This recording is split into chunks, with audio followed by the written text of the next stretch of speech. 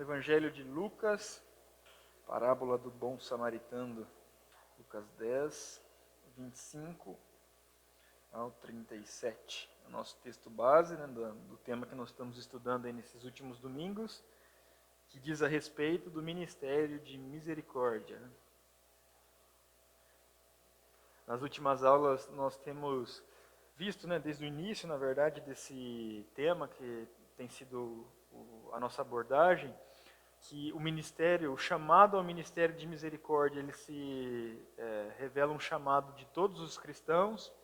Nós falamos também um pouco sobre o que delineia, né, quais são as características e qual a abrangência desse ministério de misericórdia, que ele pega sobre todas as áreas da vida humana. Também falamos a respeito do que nos motiva, né, a sermos misericordiosos, que é a graça, né, a quem conhece o Evangelho da Graça, quem sabe que estava morto e foi alcançado, né, foi ali feito um novo homem por Cristo Jesus, esse é chamado, né, a exercer também misericórdia.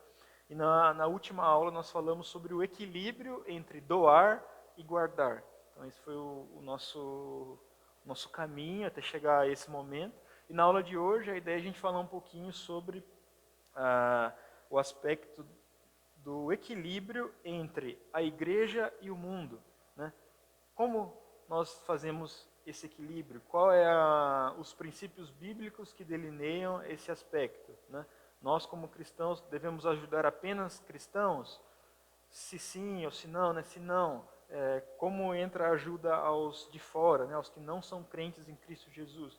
Então, nosso objetivo hoje é percorrer esse tema e poder chegar ao final da aula com esse esclarecimento, né, de quem e como nós devemos ajudar nesse sentido, tá bom? Vamos ler então a parábola do bom samaritano ali, no Evangelho de Lucas, no capítulo 10.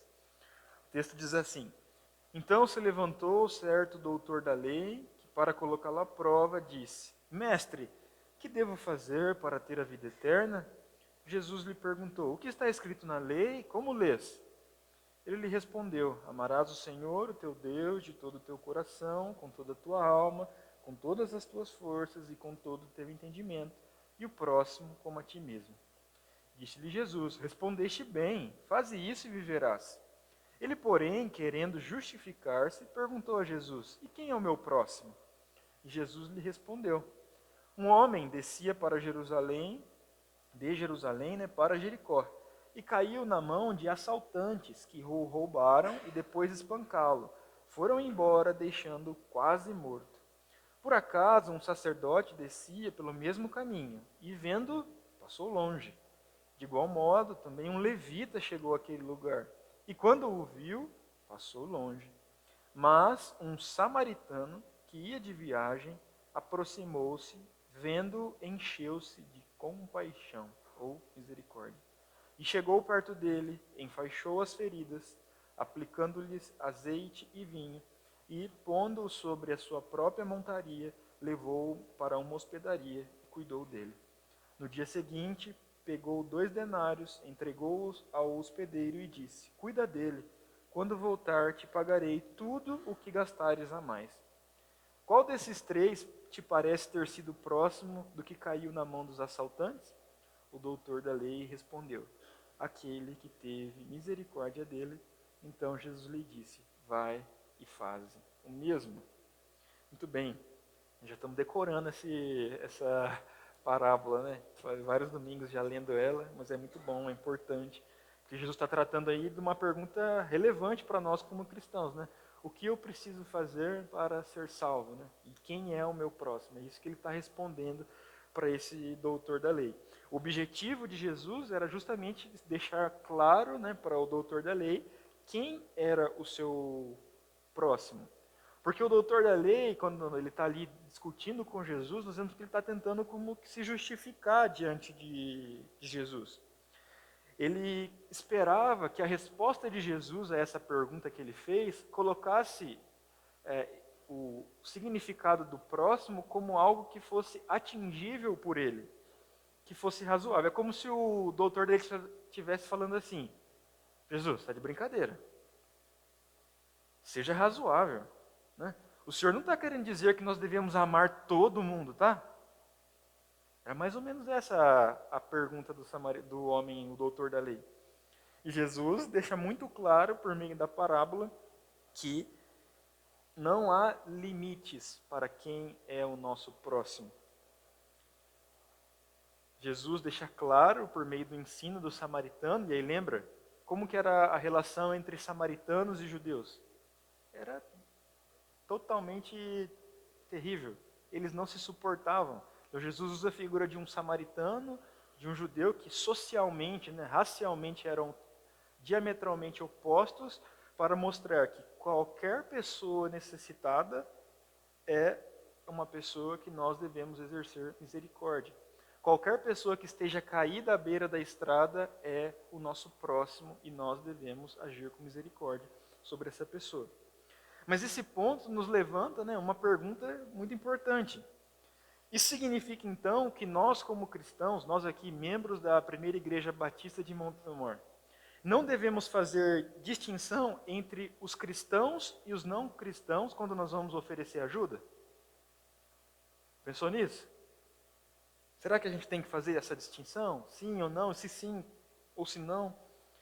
E a resposta que o autor nos chama aqui é, assim como nós falamos na aula anterior, sobre doar e guardar, ela usa o equilíbrio como o aspecto bíblico para interpretar esse aspecto, essa questão, de que há necessidade de se distinguir entre cristãos e não cristãos quando nós estamos falando de misericórdia. Isso exige um olhar para as Escrituras equilibrado para que nós sejamos sábios na hora de interpretar a respeito disso. Se nós olharmos para os textos bíblicos que falam sobre esse aspecto, quem nós devemos ajudar, nós vamos ver com muita clareza que na maioria dos textos bíblicos que se referem à misericórdia, a Bíblia se refere a irmãos pobres, a cristãos pobres. Ou seja, a igreja é um modelo do reino. Lembra? Nós já falamos isso nas últimas aulas. A igreja representa o reino de Cristo nesta terra. Ou seja, então quando nós vemos passagens tanto do Antigo Testamento quanto no Novo, quando a igreja foi instituída, o reino foi instituído por Jesus Cristo, há evidências claras de que todos aqueles efeitos maléficos do pecado em todas as áreas da vida, por intermédio de Jesus e dos seus filhos, agora a igreja constituída, eles são já, mas ainda não totalmente, eliminados se o seu povo lhe obedecer. Então, a igreja já vai sentir os efeitos dessa restauração de Cristo em nossas vidas por meio do ministério de misericórdia. Ou seja, a igreja ela é uma vitrine mostrando que todos os resultados do pecado na nossa vida espiritual, no nosso aspecto psicológico, medos, ansiedades, depressão, no nosso aspecto social, nossa relação uns com os outros, e no nosso aspecto físico, a fome, o frio, as doenças, são restaurados pelo senhorio de Cristo.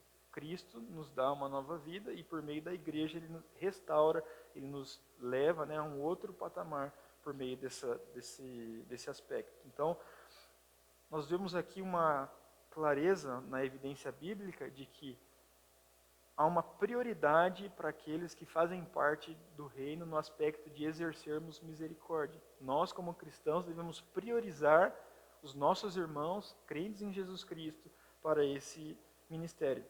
É interessante que no Antigo Testamento, Deus avisou os israelitas que se eles fossem obedientes, ou seja, se eles honrassem a Deus como rei, eles teriam paz social, boas colheitas, e eles ficariam livres de doenças e de pobreza. Isso está lá em Deuteronômio 7, do 12 ao 16. Lá em Deuteronômio, Deus também diz ao seu povo, ele fala assim: entretanto, não haverá pobre algum no teu meio, pois o Senhor certamente te abençoará na terra que o Senhor, o teu Deus, te dá por herança para possuíres. Desde que ouças com atenção a voz do Senhor, o teu Deus, cuidando para cumprir todo este mandamento que hoje te ordeno. E aqui provavelmente essa é uma promessa dupla. Isso significaria que, por um lado, se os israelitas cumprissem a legislação social que Deus deixou para ele por meio das leis, ninguém ficaria pobre por muito tempo no meio daquela nação, porque haviam leis claras de que a nação de Israel deveria cuidar dos necessitados no seu meio, os circuncidados, que faziam parte da aliança. E por um outro lado, essa promessa também é uma evidência de que, cumprindo isso, de que se o povo fosse obediente, Deus lhes abençoaria com uma providência geral na agricultura e na economia. Deus cuidaria do seu povo se eles fossem obedientes. Então, ou seja, se o povo cumprisse os aspectos da legislação que Deus deixou em sua palavra, fosse obediente, os pobres em seu meio seriam extintos e Deus os abençoaria com as suas bênçãos nesses aspectos, né, sociais, na agricultura, na economia, mantendo, né, a nação bem-aventurada e sendo cuidada por Deus. Deus estava dizendo para eles: não haverá pobreza permanente no meio do meu povo, se vocês obedecerem às minhas leis de todo o coração. Assim, nós podemos concluir, olhando, né, para essas evidências do Antigo Testamento, aqui nesse aspecto, que o ministério de misericórdia, acima de tudo, era uma bênção pactual. Era um aspecto que levava o povo de Deus, a nação que Deus escolheu, a ser abençoada se fosse obediente, e um dos frutos dessas bênçãos era o aspecto de que não haveria pobreza no seu meio. De que por meio da divisão, de tudo que Deus dava, por meio da misericórdia que era estendida uns aos outros, Deus abençoaria aquela nação e o povo de Deus seria ali suprido de todas as suas necessidades. Ou seja, há uma prioridade, há uma primazia entre o povo de Deus, entre as pessoas que têm uma aliança com o Senhor, e as suas necessidades ali seriam supridas. E qual era o meio pelo qual Deus foi usando ao longo da história para suprir essas necessidades com prioridade do seu povo? Duas instituições são muito importantes nesse aspecto de suprir as necessidades por meio do ministério de misericórdia. E as duas primeiras que o autor cita aqui são a família e a igreja. Essas duas instituições foram utilizadas por Deus ao longo da história para exercer com prioridade o ministério de misericórdia dentro do povo de Deus. Deus atribuía aos familiares mais próximos de um necessitado a responsabilidade de cuidar dele. É isso que nós vemos muito no Antigo Testamento. Um israelita pobre, por exemplo, ele deveria ser ajudado primeiro por um parente que fosse mais próximo. É isso que está escrito lá em Levítico 25, 25. Contudo, esse mandamento da aliança relativo à misericórdia, ele ia além dos familiares que eram mais próximos dessa pessoa que estava necessitada. Paulo nos afirma que a família é o nosso vínculo pactual mais íntimo e é a principal responsável pelo bem-estar da pessoa carente. Ou seja, os familiares são responsáveis por cuidar dos seus entes mais próximos, que estão ali no contexto da sua família, para que ele não tenha necessidades.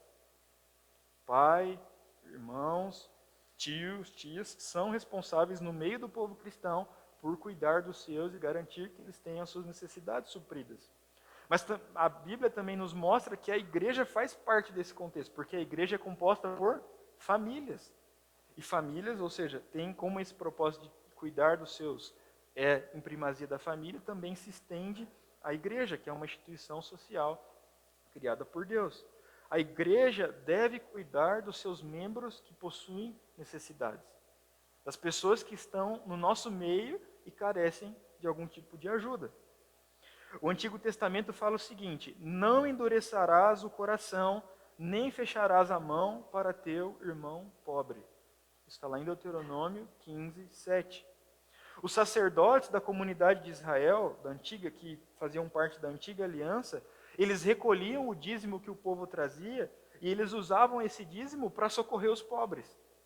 Isso está lá em Deuteronômio 14, 28 e 29. A legislação social do Antigo Testamento também incluía a misericórdia com os estrangeiros.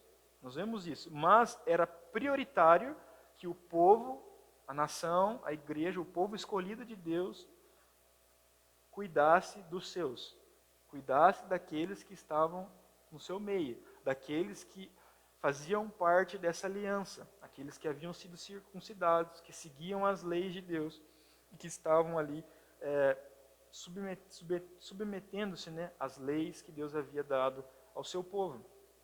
Nós vemos, inclusive, que há algumas distinções. Por exemplo, sobre empréstimos. A Bíblia fala, no Antigo Testamento, que os judeus não podiam cobrar juros dos seus irmãos necessitados, mas eles podiam cobrar juros dos estrangeiros.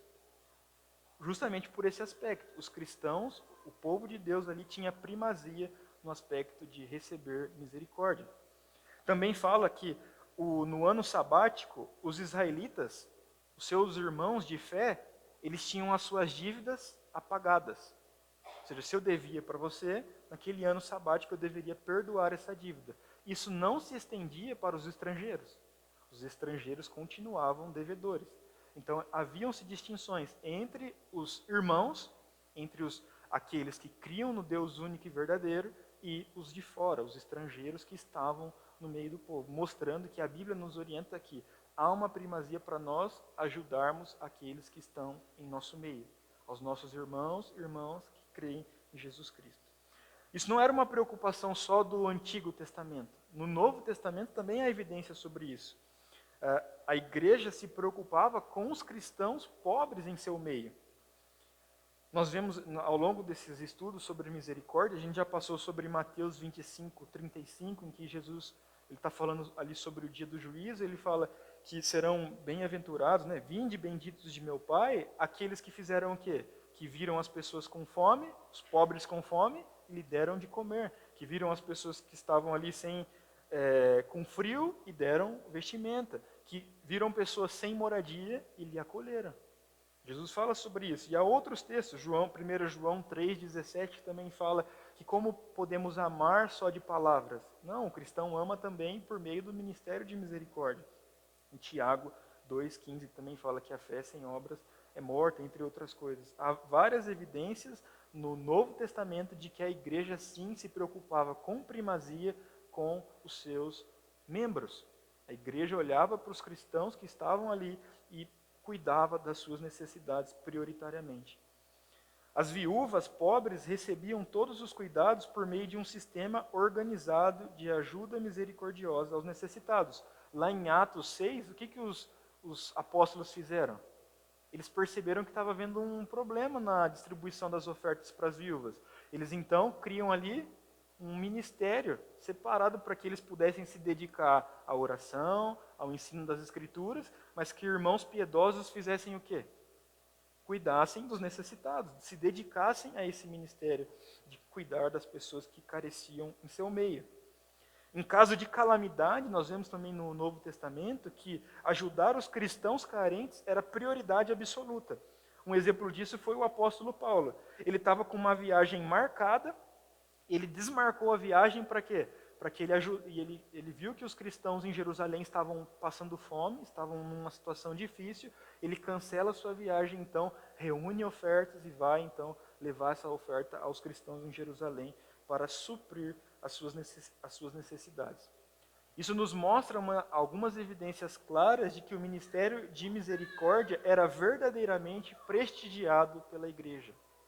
A igreja levava isso a sério. A igreja primitiva, o Antigo Testamento também, com o povo, né, que foi escolhido por Deus, levava esse aspecto de socorrer, de prestar solidariedade, misericórdia aos cristãos que estavam em seu meio como algo prioritário. Então, família e igreja eram instituições usadas por Deus para fazer isso. Mas a Bíblia também nos mostra que o Estado era uma organização utilizada por Deus também para cuidar do seu povo. Um terceiro relacionamento pactual é o do cidadão com respeito ao Estado. É extraordinário notar que até mesmo era exigido dos reis pagãos que eles suprissem as necessidades de seus cidadãos pobres e carentes.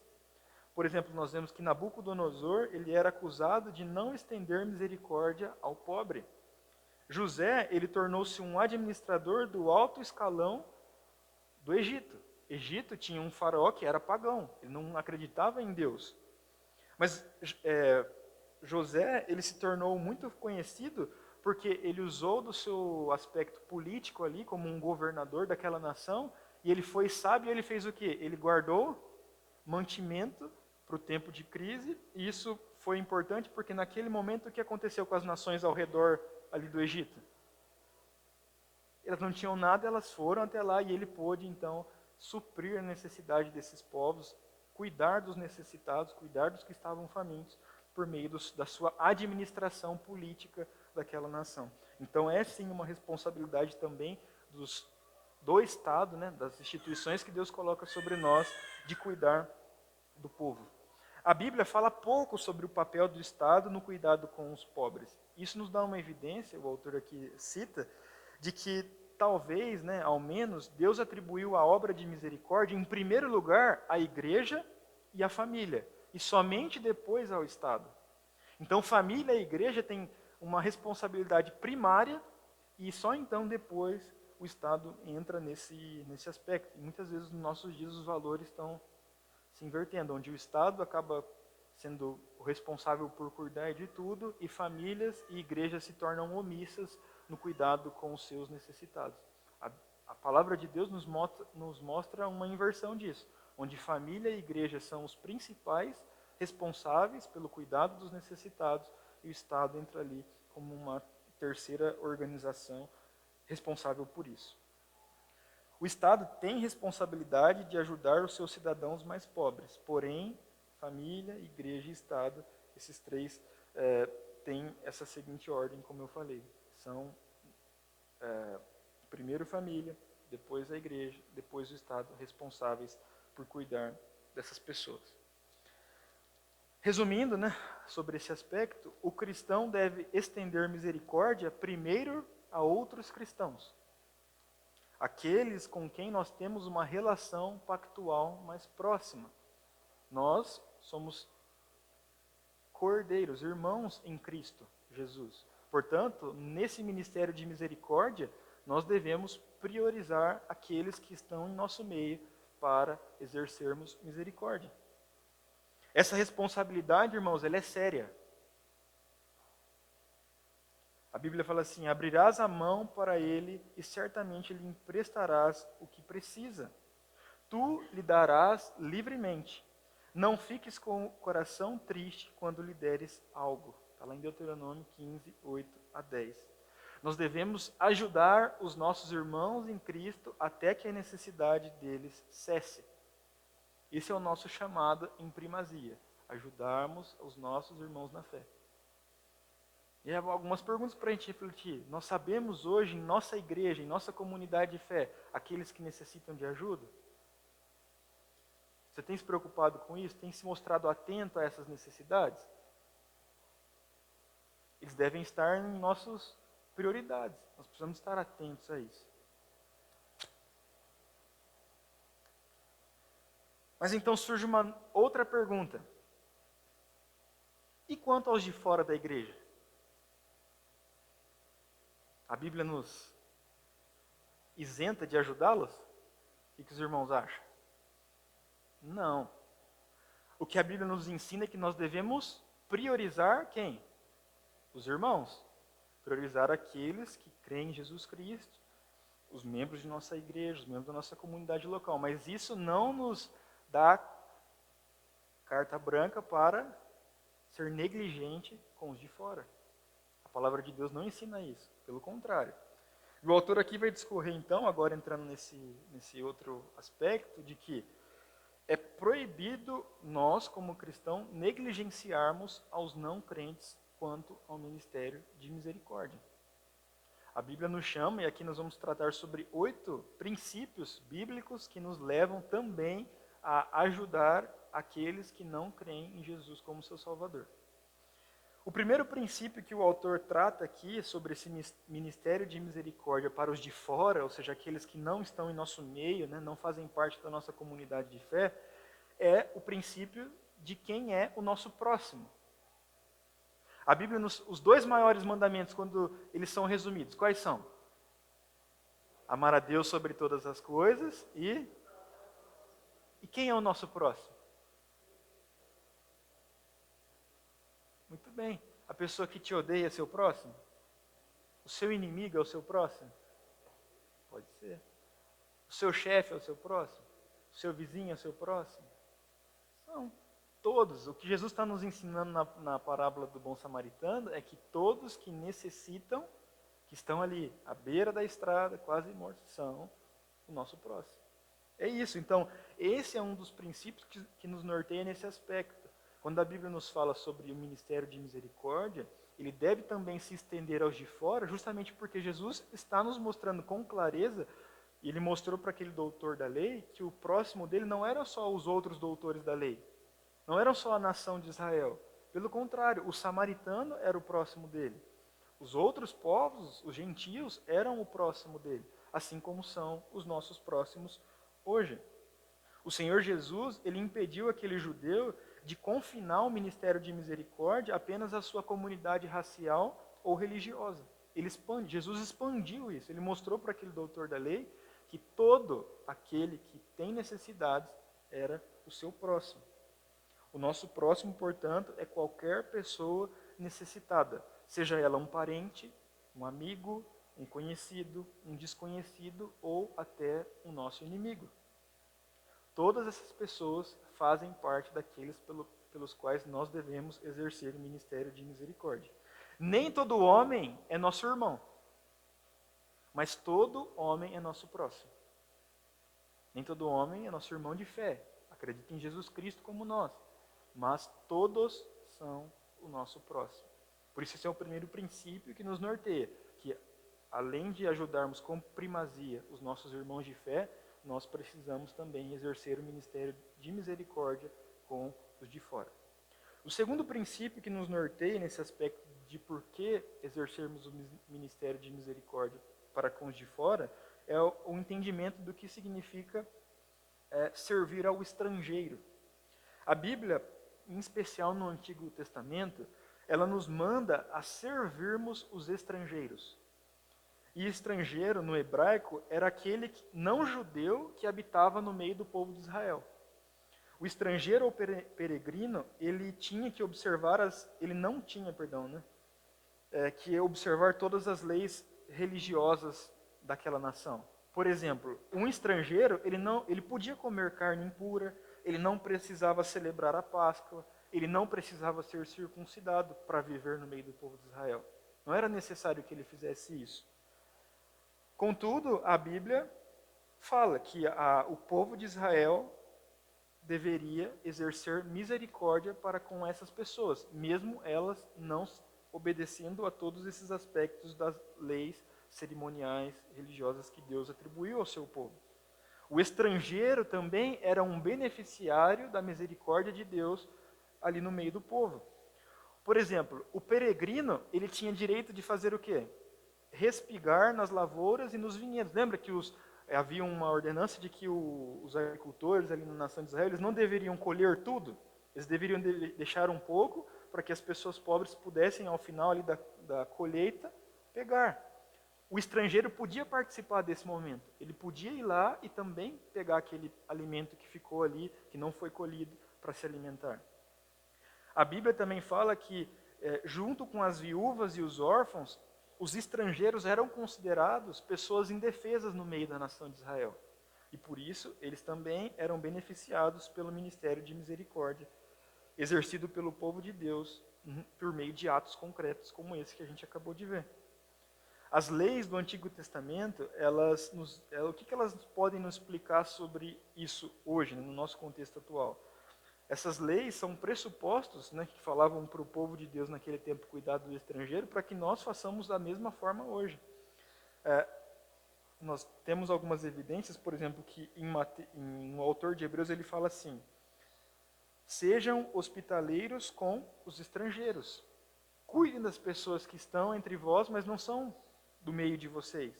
Jesus, lá em Mateus 25, do 35 ao 43, ele fala: bem-aventurados aqueles que acolhem os que são de fora. Então, isso nos dá mais um princípio do porquê nós, como igreja, devemos também estar com o olhar atento ao ministério de misericórdia para os de fora. A Bíblia nos chama a cuidarmos dos estrangeiros, os forasteiros, aqueles que estão no nosso meio, mas que não fazem parte da nossa comunidade. O terceiro princípio que nós temos, à luz da Bíblia, porque nós devemos estender o ministério de misericórdia aos de fora, é o sentido de que nós devemos expandir esse ministério, assim como Deus dá graça comum a todos. A chuva cai para quem? Para todos. A chuva dá crescimento, o sol, tem para todos, certo? Justos e injustos, bons e maus. Como que a teologia chama isso? Graça comum. Deus dá essas bênçãos para todos, mesmo aqueles que lhe desobedecem, aqueles que não amam a Deus. E do mesmo modo, a Bíblia nos chama a sermos generosos como Deus é. Deus abençoa a todos, mesmo aqueles, como eu falei, que não vivem numa vida de santidade diante de Deus. Portanto, nós também somos chamados como servos de Deus a fazermos o bem aos maus, a compartilharmos do ministério de misericórdia com os injustos.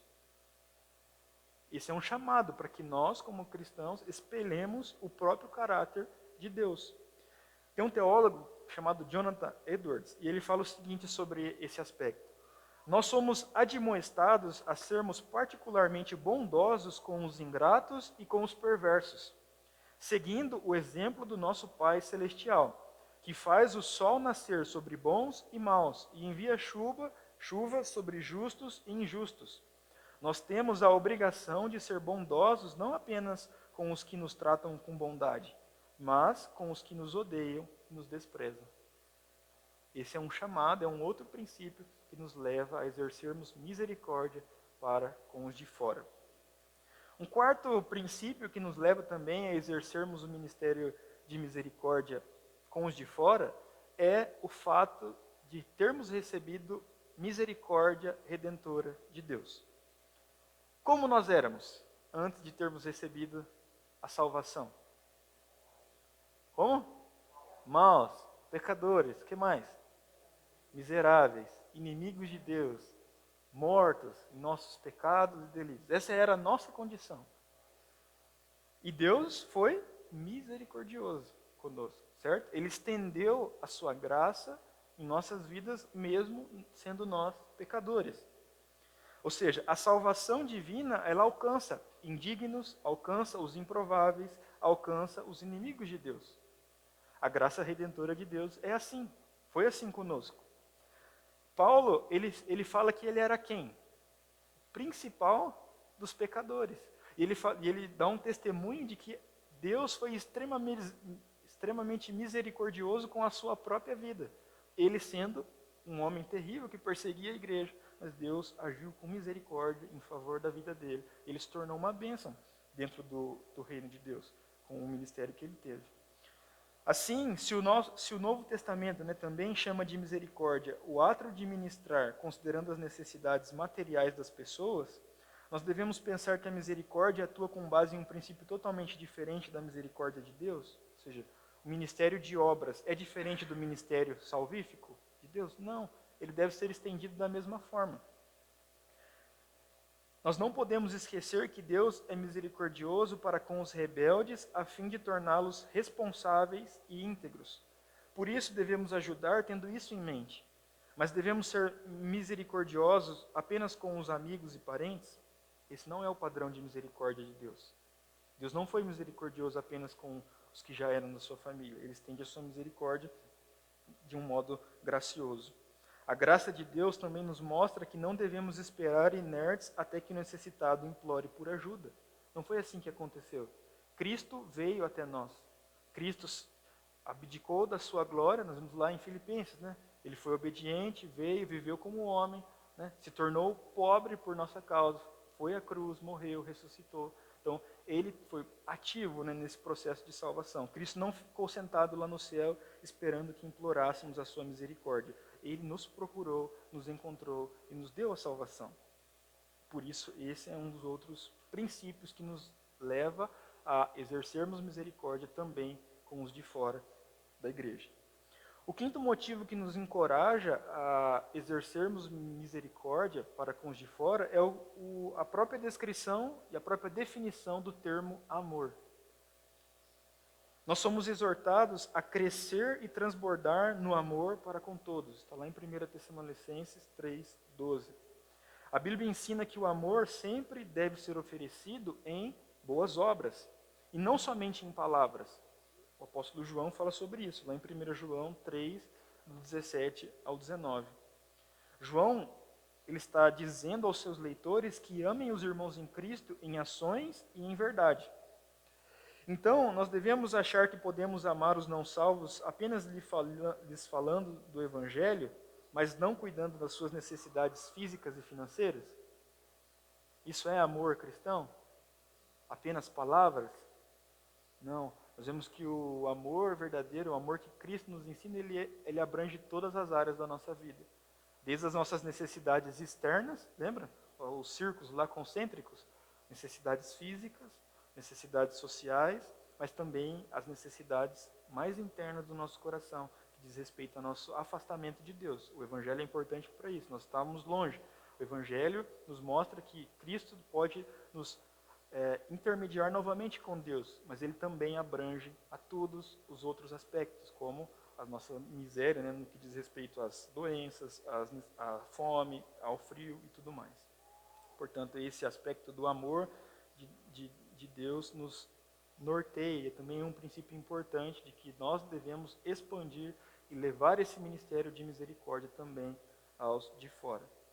Amar toda e qualquer pessoa significa amá-la, tanto em ações quanto em palavra. Essa é a definição de amor à luz da palavra de Deus. O sexto princípio que nos norteia a exercermos o ministério de misericórdia também para com os de fora é o próprio ministério de Cristo. É o exemplo que Cristo nos deu por meio da sua própria vida. A Bíblia nos afirma, lá em Lucas 24, 19, que Jesus ele era poderoso em obras e em palavras. Pedro disse a Cornélio que Jesus andou fazendo bem, referindo-se ao ministério de cura e expulsão de demônios. O número de milagres que Jesus fez, ele pode ser facilmente subestimado. Segundo os relatos, Jesus baniu doenças e morte na Palestina durante os 3 anos do seu ministério. Jesus, na sua passagem aqui por este mundo, ele exerceu um ministério de obras que foi miraculoso. Ele alimentava os famintos, ele curava os enfermos, ele expulsava demônios. Jesus cuidou das pessoas de forma integral. Ele anunciava o reino, mas também cuidava de todas essas outras questões da vida daqueles que estavam ali ao seu redor. Será que poderíamos afirmar que Jesus ministrou a palavra aos que não criam, mas restringiu o seu ministério de curas e milagres à comunidade dos que criam? Não. Jesus não fez isso. Jesus alimentou apenas alguns, apenas os seus discípulos. Quando tinham multidões o seguindo, o que ele fazia? Alimentava todos. Será que existiam apenas crentes ali no meio? Não. Ao contrário. Muitos curiosos, né? Muitos estavam ali querendo ouvi-lo para pegá-lo em alguma artimanha. Mas Jesus agia com misericórdia mesmo com os de fora do reino. Ele se recusou a limitar o seu ministério de obras à casa de Israel. Jesus expandiu o seu ministério a todos. Em Mateus 4:24, nós lemos que a fama de Jesus espalhou-se por toda a Síria e trouxeram-lhe todos os que sofriam, e ele os curou. Em Lucas 6:17 e 18, nós lemos que os habitantes de Tiro e Sidom foram até Jesus para ouvi-lo e serem curados por ele. Jesus também curou a filha de uma mulher cananeia. Em ações e palavras, ele buscou quem não pertencia a Israel. Ele curava aqueles que não faziam parte da nação de Israel. Nós já falamos nas últimas aulas que o pecado ele corrompeu todas as áreas da nossa vida. A nossa perspectiva espiritual, psicológica, social e física. No entanto, o reino de Deus é a renovação de cada uma dessas áreas debaixo do seu poder. Os milagres de Jesus foram uma demonstração de que seu reino estava sendo instituído aqui na terra. A pregação de Jesus sobre o reino e a realização de milagres são mencionadas ao mesmo tempo. Essas obras sobrenaturais que Jesus fazia mostravam visivelmente de que forma o reino de Deus restaura toda a criação e como todos os efeitos do pecado são curados sobre o seu reinado. Por isso, o ministério de obras que Jesus teve é um exemplo, é um princípio para nós estendermos o nosso ministério de misericórdia para aqueles que são externos, né, são de fora da comunidade dos salvos. O sétimo princípio que nos norteia a respeito do porquê exercermos a misericórdia para com os de fora é que isso é um sinal de que já, mas ainda não. O reino de Deus já foi iniciado, mas ainda não está completo, porque isso se concretizará na segunda vinda de Jesus. Mas nós vemos que por meio do derramamento do amor de Cristo e por meio do Espírito, nós já podemos impactar a vida do povo aqui neste mundo, exercendo o ministério de misericórdia. Quando nós visitamos os presos, nós anunciamos liberdade aos cativos e proclamamos que Cristo estará em seu reino o ano aceitável do Senhor, nós estamos anunciando que o reino de Deus já chegou. Embora o dia final do jubileu de Deus esteja por vir, ele já se faz presente no poder redentor de Cristo, manifesto no ministério de misericórdia, ministério de obras, por meio do intermédio dos dons do Espírito. As igrejas, nós, a primeira igreja batista de Montemor, temos o dever de ir pelo mundo como agentes do reino de Deus. A igreja talvez não possa exercer o mesmo ministério que Cristo teve, exercendo obras miraculosas. Mas há uma certeza de que nós devemos exercer o ministério de misericórdia por meio das nossas ações diante do mundo. A igreja é uma contracultura. A igreja é uma comunidade dos salvos que deve estender o seu ministério por toda a humanidade. E isso é um princípio que também nos leva a exercermos o ministério de misericórdia para com os de fora. E por fim, o último princípio, que o autor fala aqui sobre o que nos leva a exercer o ministério de misericórdia também para com os de fora, é o cumprimento da grande comissão que Jesus nos dá. Nós temos um texto bem pragmático sobre a grande comissão, que é o de Mateus 28, 19 e 20. Ide por todo mundo, anunciar o evangelho. Os irmãos conhecem. Muitas pessoas se voltam para esse texto da grande comissão e esse texto nos dá uma grande ênfase na pregação e no discipulado. No entanto, Jesus comissionou os seus discípulos não somente nesse momento. João relata que lá no cenáculo, Jesus também comissionou os seus discípulos. E lá, Jesus disse o seguinte a eles: assim como o Pai me enviou, também eu vos envio. E sem dúvida nenhuma, essa declaração é mais abrangente do que a de Mateus 28, 19 e 20. Como nós estamos vendo, Jesus era poderoso em obras e em palavras. Ele pregou as boas novas do reino, mas também curou enfermos, confortou pessoas que estavam aflitas, ressuscitou até mortos. Já falamos que, como regra geral, não teremos um ministério de sinais e milagres como o de Jesus. Mas nós também devemos ir por todas as nações com palavras e obras. Jesus fez isso. E Ele também nos chama como igreja a fazermos isso. Irmos às nações com o ministério de palavras e com o ministério de obras. Essa comissão de Jesus aos apóstolos tem implicações para nós como igreja aqui em Montemor. Os apóstolos receberam as chaves do reino. As chaves representam administração. Isso significa governo. Além de receberem uma autoridade singular, os apóstolos representam o governo e a liderança da igreja em todas as épocas. E é certo que o envio deles ao mundo para ministrar em palavras e em obras certamente significa que a igreja também foi enviada para cumprir esse ministério. Nós somos chamados, como igreja de Deus, a irmos ao mundo com palavras e obras. E nós não vamos apenas individualmente como cristãos, mas nós vamos como igreja exercer essa grande comissão que Jesus nos dá nesse aspecto. Portanto, irmãos, concluindo a respeito desse tema, a nossa primeira responsabilidade como igreja é exercermos misericórdia para com os nossos irmãos na fé.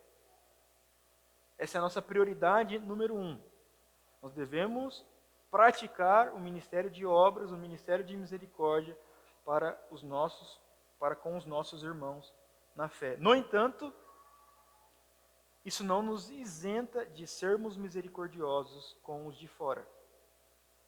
O cristão deve levar o evangelho ao mundo, em palavras e também em obras. Esse é o chamado de Cristo para nós.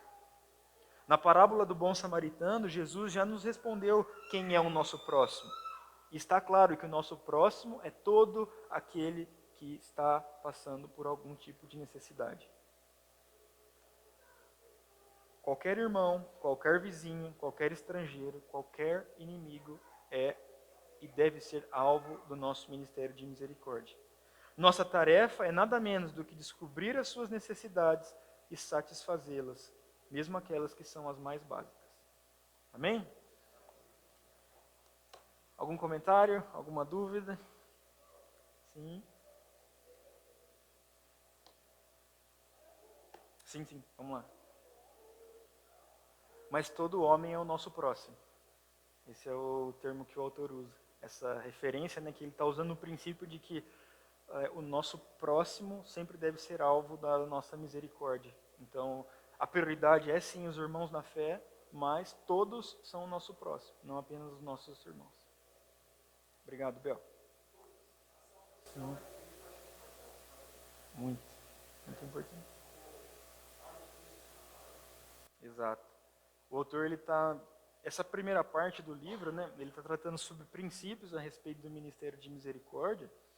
E justamente o que ele está trazendo é uma abordagem de que muitas vezes nas igrejas é enfatizado, sim, e isso é extremamente importante, o ministério da palavra. Anunciar o evangelho, compartilhar as escrituras de modo saudável, né, e expositivo. Isso sim é uma grande primazia da igreja. Mas ele explica que no ministério de Jesus, palavras e obras não estavam separadas. E não havia primazia sobre um e outro. Jesus ele era rico em palavras e obras. Ele anunciava o evangelho, mas ele curava as pessoas, ele ressuscitava os mortos, ele provia alimento para os famintos. Então, isso andava em paralelo no ministério de Jesus. E esse é o chamado também da igreja. Anunciar o evangelho, sim, mostrar, né, sobre o pecado, sobre a necessidade de arrependimento, em paralelo cuidando das necessidades dos nossos irmãos. O autor ele fala algumas frases que são bem impactantes.